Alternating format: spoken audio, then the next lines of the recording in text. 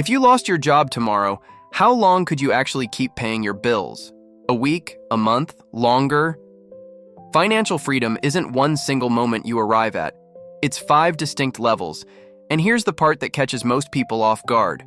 90% of people never make it past level 2. By the end of this video, you'll know exactly which level you're standing on right now. Financial freedom gets a bad reputation before it even gets a fair shot, mostly because people picture yachts and private jets the second they hear the phrase. That's not it, and honestly, that was never the point. Real financial freedom is about options. It's the difference between staying at a job because you need the paycheck and staying because you actually want to be there. It's the ability to cover a broken water heater without a second thought, instead of losing sleep over it for a week straight. Less stress, more control over how your time gets spent, more power to make decisions based on what you want instead of what your bank account forces on you. That's the whole game. And it plays out across 5 very different levels. Level 1 looks like this. A paycheck lands, bills go out almost immediately, and by the time the next payday rolls around, there's nothing left sitting in between. No cushion, no emergency fund, nothing set aside for the day something inevitably goes wrong, and something always eventually goes wrong. A car needs a new transmission. A trip to urgent care turns into a bill nobody budgeted for. At this level, there's no buffer to absorb it, so the expense doesn't just get paid, it gets turned into debt sitting there, waiting to be dealt with later. This isn't a character flaw, and it isn't about being irresponsible. It's simply what happens when income and expenses sit right on top of each other with zero space between them. The warning signs show up long before the crisis actually hits. A credit card balance that never quite hits zero, month after month, no matter how much gets paid toward it. A loan taken out just to cover something as basic as groceries or a car repair. A low hum of anxiety every time a bank app gets opened, even before checking the actual number. None of these show up overnight.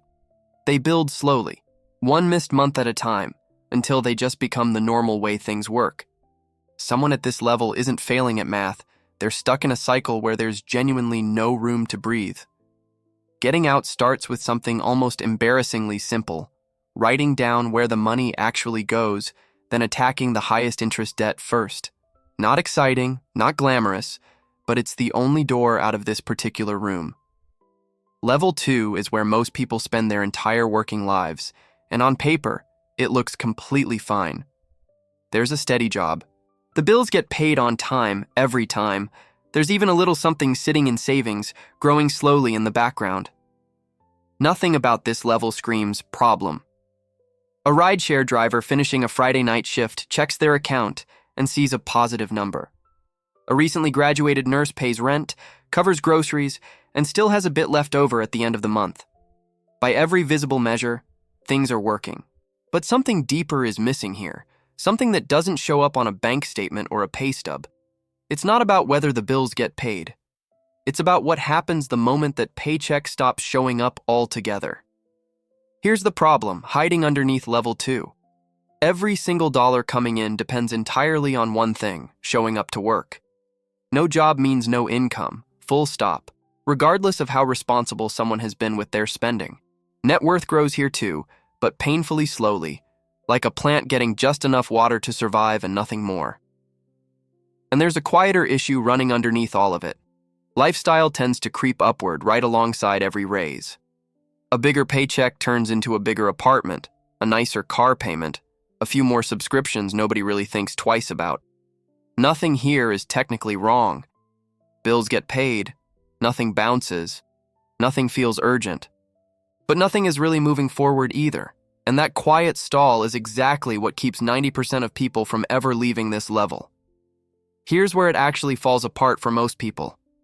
A car loan stretched out over 7 years so the monthly payment feels smaller, even though the total cost ends up far higher. A lifestyle that quietly expands every single time a raise comes through, until the extra income disappears before it's even noticed. Nobody sits down and decides to stay stuck here. It happens one financing agreement at a time, one upgraded apartment at a time, one I deserve this purchase at a time. Each decision feels small and completely reasonable in the moment. Add them up over 10 years though, and the pattern becomes impossible to miss. Money keeps coming in, and money keeps going right back out, with almost nothing left over to actually build anything. Extra income gets absorbed instead of transformed into something that lasts. Here's an uncomfortable truth. Earning more money doesn't automatically build wealth, and working more isn't the answer either, even though that's probably not what anyone wants to hear. Wealth gets built by keeping more of what already comes in, not by chasing a bigger number on a paycheck. Someone can double their salary and still be stuck at level 2 20 years later, if spending simply doubles right along with it. A bigger income without a bigger gap between earning and spending just means a more expensive version of the exact same problem. As Napoleon Hill's ideas around wealth building have long suggested, riches begin as a mindset before they ever show up as a number. And that mindset shift is exactly what separates level 2 from what comes next. Level 3 looks different in one specific way. A fully funded emergency fund sits untouched in the background. Investing happens consistently without needing constant attention, and debt no longer runs the show. Losing a job here still isn't fun. Nobody's throwing a party over it, but it stops being a catastrophe.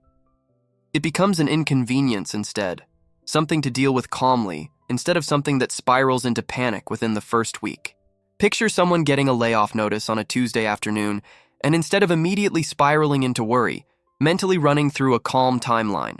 6 months of expenses covered, a resume update, a plan. That shift alone from panic to calm planning marks the real line between level 2 and level 3. Nobody arrives at level 3 by accident.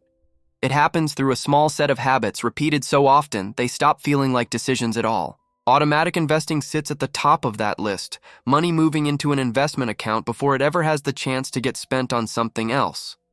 Spending less than what comes in matters just as much, not through extreme restriction, but through simple awareness of where the gap actually is. And underneath both of these sits a mindset shift, thinking in decades instead of paydays. A recently graduated nurse setting up an automatic transfer into a retirement account on day 1 of a new job is already living level 3 logic, even while technically still stuck at level 2 on paper. The habit comes first. The number catches up later. Level 4 changes the entire equation. Here, investments cover most of the monthly expenses on their own, and work shifts from something required to something chosen. That's not a small distinction, it's the whole point. Dividends land quietly in an account. Interest accumulates without anyone lifting a finger.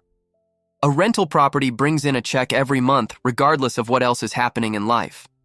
Portfolio growth, stacked year after year, starts doing more of the heavy lifting than any single paycheck ever could.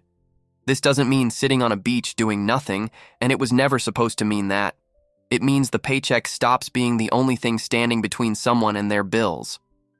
And that single shift changes almost everything about how work actually feels. Here's a misunderstanding worth clearing up directly. Reaching level 4 doesn't mean someone quits their job and disappears to a beach somewhere. Plenty of people at this level keep working, sometimes at the exact same job they had before. What actually changes is the reason behind showing up. Work stops being about survival and starts being about interest, curiosity, or simply enjoying the challenge of it. A project gets chosen because it sounds engaging, not because rent is due in 9 days. That's the real independence hiding inside this level, not the absence of work, but the presence of choice. And once choice enters the picture, something even bigger starts to shift. The entire relationship between time, money, and what actually matters most. Level 5 sits at the very top, and here, net worth doesn't just cover a lifestyle, it grows even after every single expense gets paid. Money working in the background outpaces money going out month after month without needing constant management or worry. At this level, time becomes the most valuable asset in the entire picture, worth more than any dollar amount sitting in an account. A morning can be spent however someone chooses, without a calendar dictating every hour of it. This isn't about excess for the sake of excess. It's about having genuinely run out of financial problems to solve and redirecting that same energy towards something bigger than a bank balance. What happens at this level looks almost nothing like what most people imagine when they picture rich. Here's what tends to surprise people the most. Someone at level 5 often still drives an ordinary car and lives in a completely ordinary house. Living below their means isn't a phase they grew out of, it's simply how they've always operated, plenty or not. Decisions get made with decades in mind, not quarters or fiscal years. Assets get purchased before luxury ever enters the conversation. A rental property before a vacation home. An index fund before a new watch. And there's rarely any need to prove wealth to anyone standing nearby. No performance, no flexing, no explaining. The number in the account speaks for itself, quietly, without ever needing an audience. That quiet confidence is the real signature of this level, more than any specific dollar amount ever could be. Every level carries its own way of sliding backward. At level 1, it's ignoring a budget entirely and letting debt pile up unchecked. At level 2, it's inflating lifestyle every time income rises, erasing progress before it ever gets a chance to build. At level 3, fear takes over, keeping money sitting in cash out of caution instead of letting it actually grow. At level 4, spending down assets too aggressively, too early, before they've had enough time to keep compounding.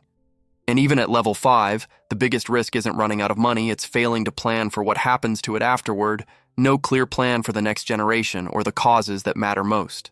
Progress at every single level can unravel through the same quiet mistake.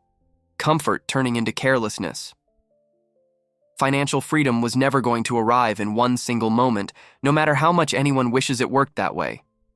There's no morning where someone wakes up and suddenly crosses an invisible finish line. It happens level by level, habit by habit, each one adding a little more control over a life that used to feel controlled by circumstances instead. Every level up isn't about impressing anyone watching from the outside. Nobody's keeping score except the person actually living it. It's about the freedom to choose, a job worth showing up for, a morning spent however feels right, a decision made without checking a bank balance first. Somewhere between level 1 and level 5 sits every real, ordinary person still figuring this out. Direction matters more than speed. And the direction, once chosen, is what actually changes everything. If this kind of thinking is something you want more of, follow the channel so the next video finds you, because there's a lot more of this to unpack when it comes to building real financial freedom. Now here's the honest question. How long could you actually survive without a paycheck, and what percentage of your expenses do your investments already cover? Drop a comment and share which of these 5 levels you think you're really on right now. No judgment either way.